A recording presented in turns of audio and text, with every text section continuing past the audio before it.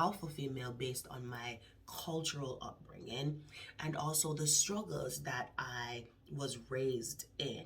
Was raised one in a single family, in a single parent home with a mom who had to be the breadwinner, had to be the provider, had to be the decision maker.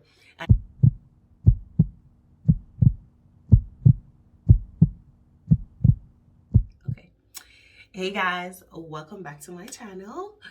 Oh my goodness. I know. But listen, guys, I know I have not posted anything in about a month. Guys, I contracted COVID along with pneumonia, and it has been one hell of a month. But needless to say, we are here today.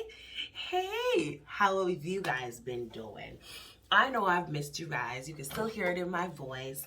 I am still recuperating from the pneumonia, so I still have a cough. So you may hear a little cough here and there. And I'm still suffering from those headaches from COVID.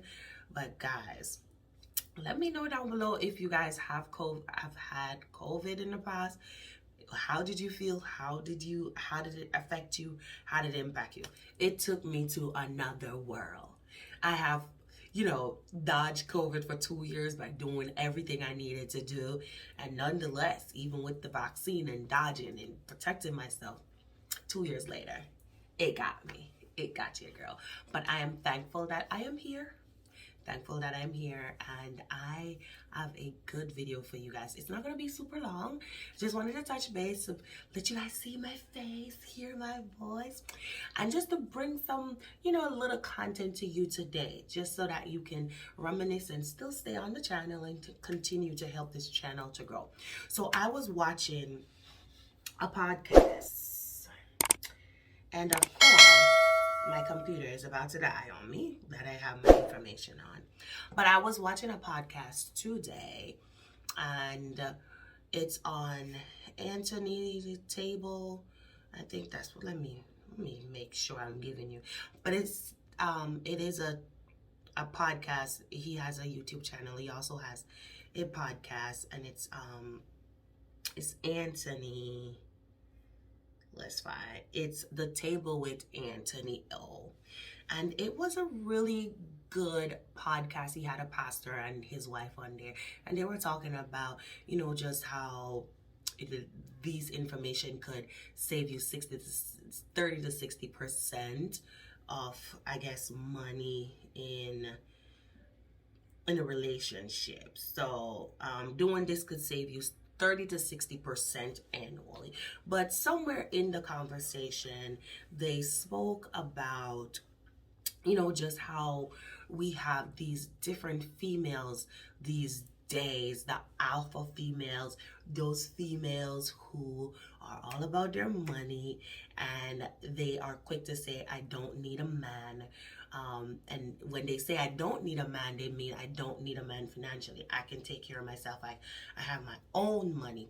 But one thing that they said throughout that conversation that was striking and that did take me back a little bit to say, haha, that makes sense, is that even those alpha female that may say, I don't want a man.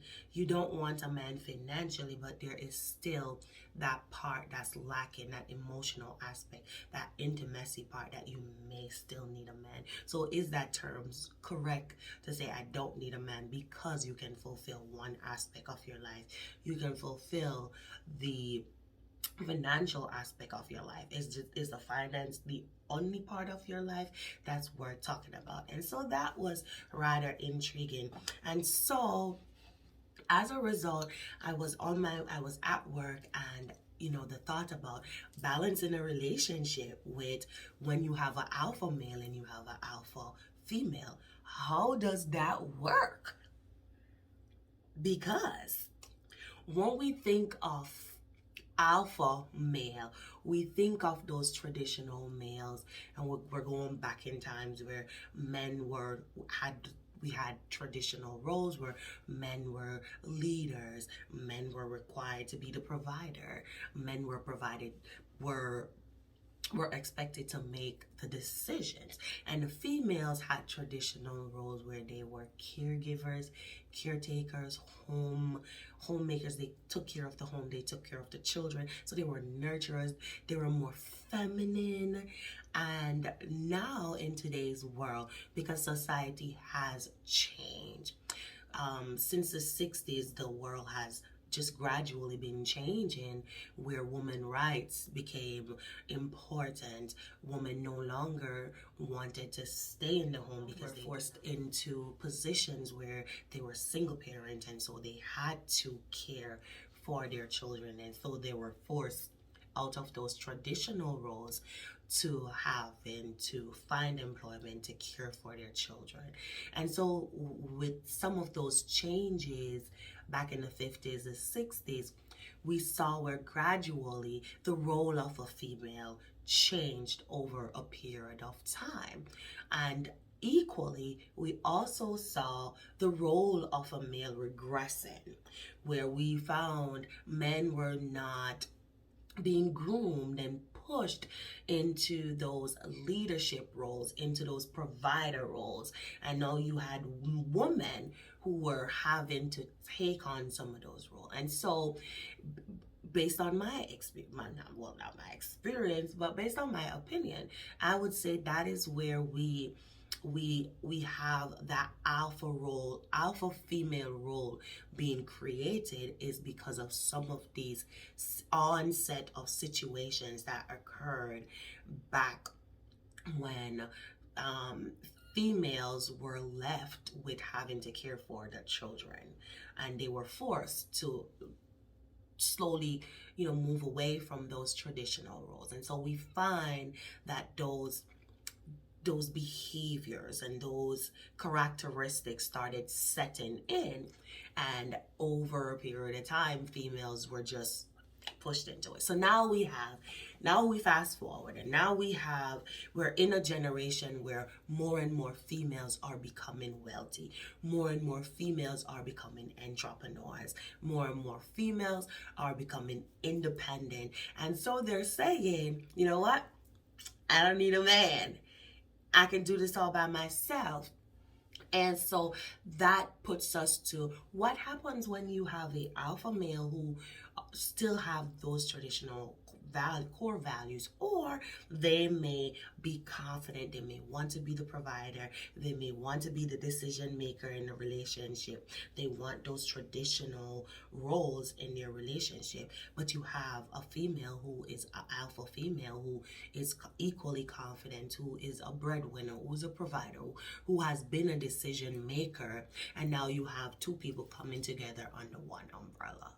Wow. Now, some of the things that I have seen, or some of the things that I have read, is rather interesting, because some of the things that I found out is that even though the term alpha female has been circulating, quickly and all over the internet, alpha female does not always mean masculine, or alpha female does not always mean that female is not in touch with her feminine side. However, what we are seeing more of is some of those alpha females who tend to be a little bit more on the masculine side. They lose touch with their feminine side, and yada yada yada. I fall guilty of that sometimes, because when you are accustomed, or let me not touch that point, I'm going to jump into that point later. But there are different factors that may make or create that alpha female. And so that could be cultural upbringing, that could be environmental impacts, community, the struggles, or the traumas that person may have endured. And so, for example, culture can play a big role in how hardened a female may present or be, and so that may make them less feminine. And that speaks to how hard they are willing to work to get in touch with their feminine side. But it's not always to say that because that person is an alpha female that they're going to be masculine, or they're not going to be feminine, they're not going to be soft and nurturing and stuff like that. Because I find myself that I'm an alpha female, and I'm an alpha female based on my cultural upbringing and also the struggles that I was raised in. Was raised one in a single family, in a single parent home with a mom who had to be the breadwinner, had to be the provider, had to be the decision maker. And so I grew up seeing my mom in this role, and so I was molded and almost groomed to be as equally confident, equally decision maker, provider, and to fend for myself. And so it has presented me with challenges in my relationship to fall back and to allow my husband to make some of the decisions that I am accustomed to making. And oftentimes you'll find that an alpha female may struggle with something similar because they've always had to be at the forefront. They've always had to be the provider. They've always had to be the one that someone is leaning on. And when you find that and you find yourself in a relationship with an alpha male, that those struggles will present itself, where you will struggle with both of you clashing on decision making, both of you clashing on trusting that the next person can do it as good as you, or not as good as you, but still good enough. And you may struggle with letting go and letting that person lead. And so one of the things I want to talk about is, when you think of an alpha male in today's society, what comes to mind? For me, I think of confidence. I think of masculinity. I think of social intelligence, one that can hold a conversation, one that has great leadership qualities, one that is a provider. And when I think of that, that is what I think of. And when I think of an alpha female, I think of some of those similar qualities. A female who is career driven, a female who is a provider for her family, is educated. Not that education means that you are always going to be a great communicator or you're going to be a great provider. But education, of course, does give you some added security that you may be able to get certain job security to be a better provider financially for your family. And so those are the qualities that come to mind. So let me ask you guys, what do you guys think? Do you guys think that an alpha female and an alpha male can get together and can coexist and have a healthy relationship? What are your thoughts? Listen, I thought about that, and while there are exceptions, some of the research that I, glanced at today does show that the numbers are on the slender side, right? Is that because you're going to have too much ongoing conflict between both parties. The struggles for power in a relationship is going to outdo anything else. And so, while there are exceptions, it will be a struggle. It's unlikely that that relationship will last for a very long time. So it takes a lot of dynamics. And if you guys see me I'm looking at my notes so that I'm staying on point. It does take dynamics to maintain a relationship, especially in today's society where the divorce rate, right now, I think the divorce rate is 45% of marriages ends in divorce, which is a big number, guys. And I kid you not.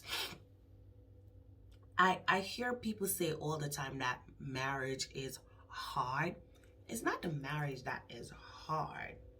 It is the parties involved that are stuck in their ways and are unwilling of trying to do things differently. Because when you are accustomed to doing something one way for a very long time, and you were brought up in a household where you saw things done a particular way, so you were molded by your surrounding, you were molded by your household, by your parents parenting style, your grandparenting style. Then you were also molded by your culture, what is expected in the culture. You are also molded by your community and your peers.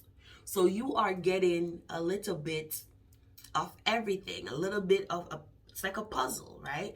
A little bit of everything. And so you have developed your own way based on all of these little puzzles.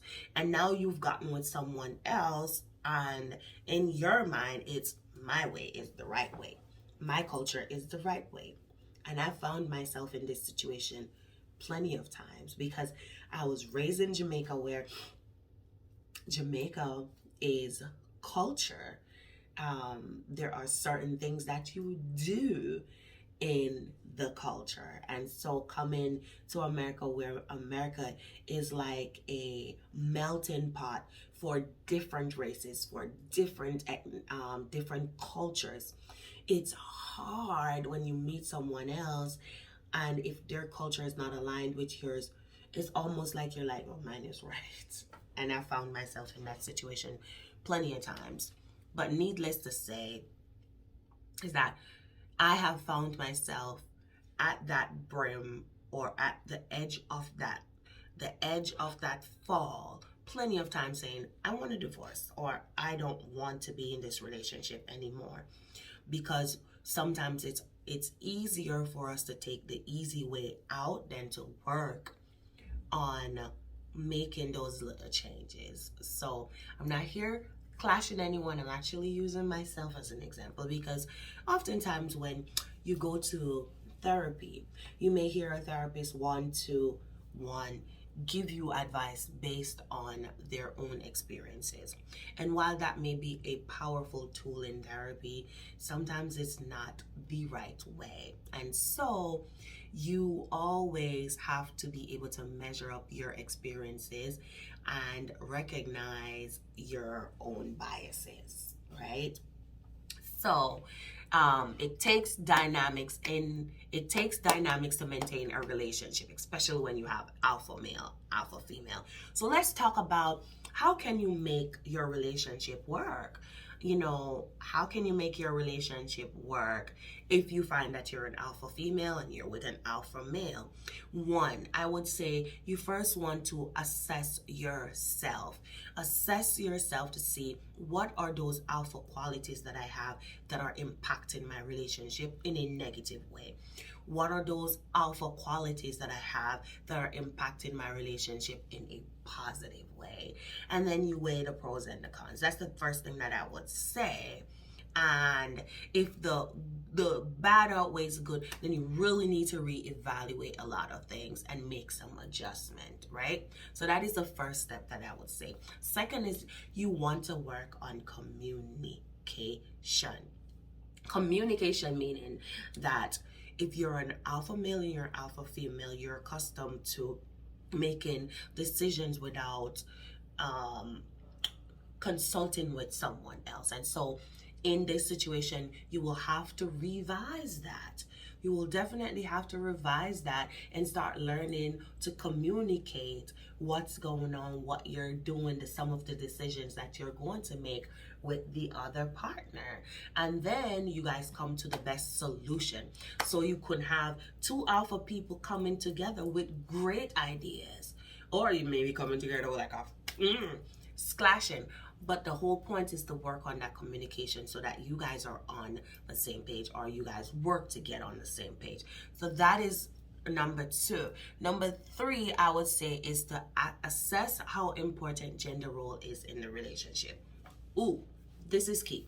The reason I say this is One, we no longer, well, let me not say we no longer, because you do still have relationships that conforms to traditional gender role, where you may have a stay-at-home mom who she's the nurturer, she's the caregiver for the children, she's the homemaker, and the husband goes out and the husband work, and he is the provider, and they come home.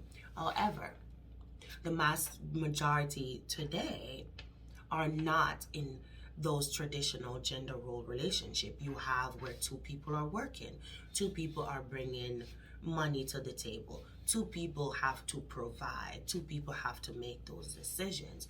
And so you have to assess what those traditional gender role means to you. Are you a person that wants a traditional wife that is a nurturer, stay at home, her role is in the home, and you are going to take on those traditional roles where you're going to go out and you're going to make the money and you're going to come home and you're going to be entrusted with making those decisions? So you definitely have to assess that with your partner, because if you don't believe or you don't conform to traditional roles, and then you enter into a relationship expecting that each people are going to be 50-50, but then while being 50-50 you are requesting gender role things from your spouse, then that's contradicting what you initially set out for. So for example, if you are saying that we're both going to be going out here doing a 9-to-5, there must be an understanding that not just one person is going to do the laundry all the time. Not just one person is going to be doing all the cooking. Not just one person is going to be doing everything with the children, because now you are asking your partner to conform to non-traditional roles by going out, working, contributing, producing half of the finance for the house, but then you're also asking for that person to conform to those traditional roles that, which would not be fair. So you definitely want to assess that. Number 4 is going to be alpha females must still work on being feminine, because at the end of the day, and I'm guilty for that, is that a man don't want to lay down with a woman who that gives off masculine energy, right? So you definitely want to work on being feminine. In males, you definitely want to work on being masculine. Charm your woman, lift her up, pick her up, the do's. But however, whatever you choose, whatever you decide, it is important that you understand that there is no perfect relationship. There is mutual support. Even if you choose the gender role, the traditional gender, relationship, or you're in an alpha situation, there is no perfect relationship. It does take, assessing yourself on occasion, taking a step back and looking at how you are impacting to some of the mental distress in your relationship. Look at your communication. Look how it's impacting your relationship. Work on, being on the same page with your partner. And, relationship might run into difficulties down the line, because nothing is perfect, right? But you want to be able to make sure that foundation of your relationship is intact. So, guys, that's all I have for you. And so I want you to drop some gems down below. Let's talk about this. How do you feel about this? Are you an alpha female? Are you an alpha male? And what are your thoughts? Do you think that you can coexist in a healthy relationship with another alpha personality? And tell me what you think. Again, guys, thank you for staying tuned. Go ahead, like, share, comment, and subscribe if you have not. Go ahead and look at some of the other content. This channel is all about mental health, personal personal wellness, I should say, self-care, substance use, because guys, I am a certified substance abuse counselor and I am also in the mental health field. So you are going to be getting those content, and I'm hoping that this content can help you to stay balanced, to provide you with information, to keep you balanced, provide you with information if you are going through substance use and you want to learn about triggers and understanding how to implement coping skills. This is the channel for you, guys. If you want to learn about how to be more balanced in your personal life, be it being organized or exercising self-care, taking the time to implement self-care to maintain your wellness, your mental equilibrium, this is the place for you. So thank you guys for tuning in, and as always, I will see you in the next video. Bye bye.